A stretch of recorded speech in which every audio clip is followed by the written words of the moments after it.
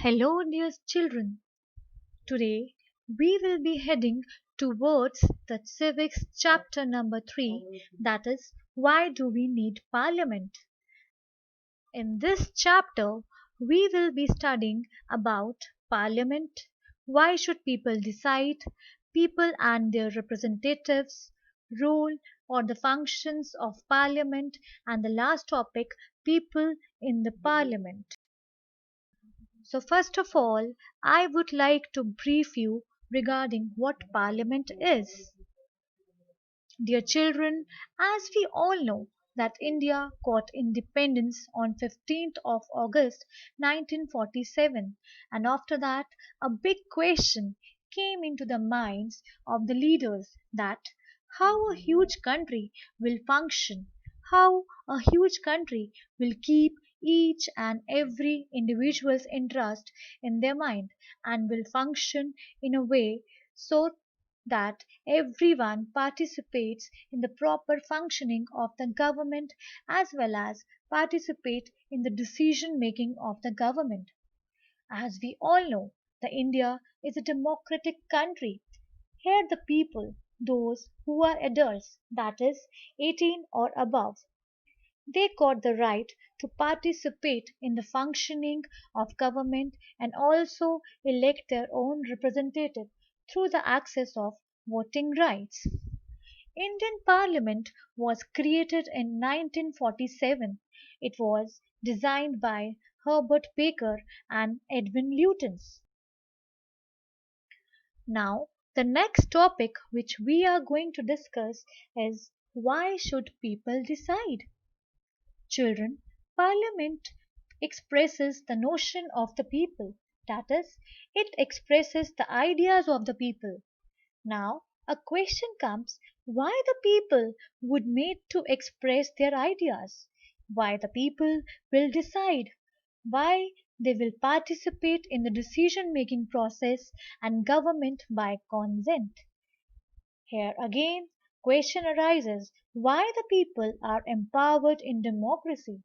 The answer to these questions are people are empowered because we want to make people centric government.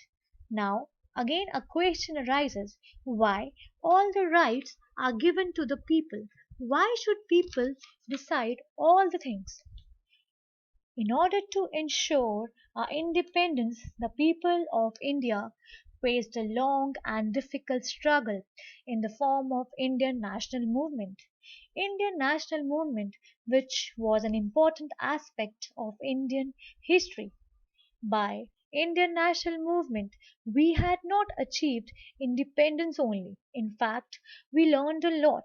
So many things got evolved with the help of this movement. We learned ideas such as freedom, equality, and participation in decision making.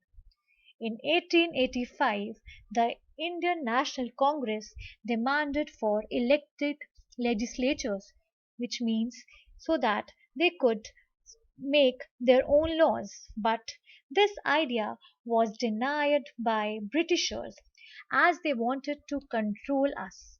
But after some years, as the as there was a continued pressure came from the INC leaders, Government of India Act 1909 was passed, wherein some elected representative wherein some elected representation was allowed, which means only some of the adults possessing some property were given voting rights. But after achieving independence, it was ensured to give voting rights to all the citizens of a country, irrespective of caste, gender, and other forms of discrimination.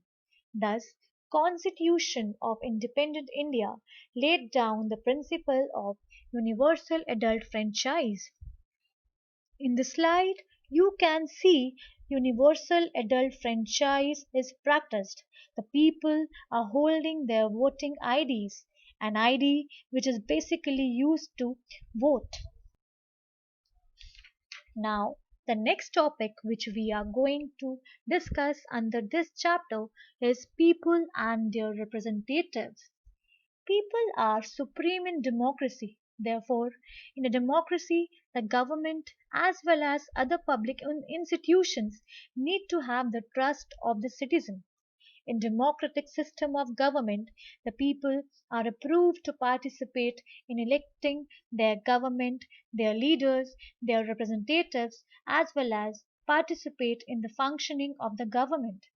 The actual power lies in the hands of common people, as they are electing the representatives.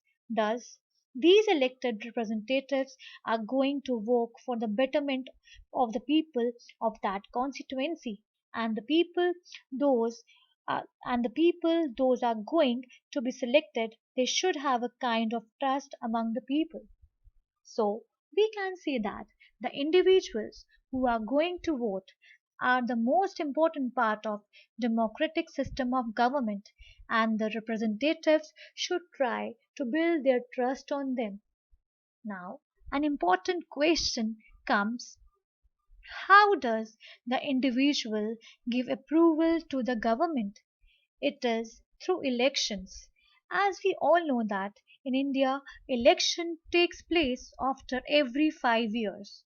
So, in that tenure, if the representatives are doing work for the interest of the common people, then only they get another chance to form a government. Otherwise, they are simply removed. Thank you, dear children.